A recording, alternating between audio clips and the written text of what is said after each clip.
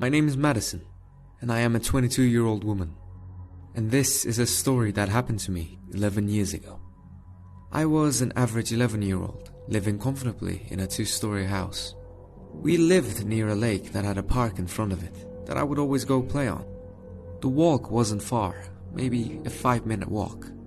I knew the area well and the people living in it, so my mom didn't have a problem with me walking there.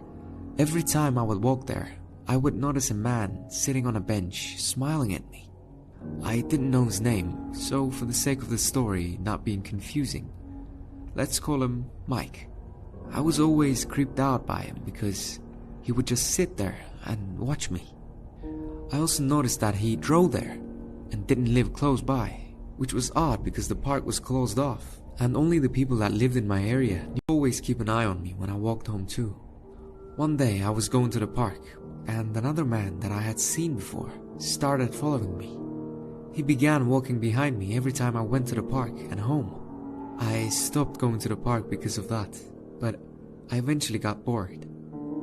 I lived on the 2nd story of my house and had a window in my bedroom leading to the roof.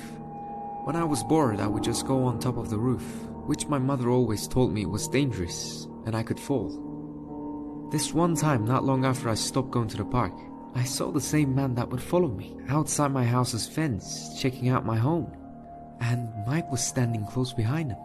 The man saw me and tried to jump the gate. I ran downstairs and called for my mom to call the cops.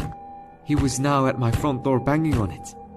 The front door had a big window so we could see that the man was banging on it with a knife in his hand. My mom stayed on the phone with the cops, and I saw Mike running towards our house and jumping the gate.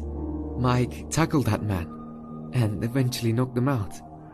We later found out that he kidnapped over 5 young girls in our area and killed them. Mike would always watch because he noticed that man before me and wanted to make sure that I was safe. I am forever grateful for Mike because without him, I probably wouldn't be here today.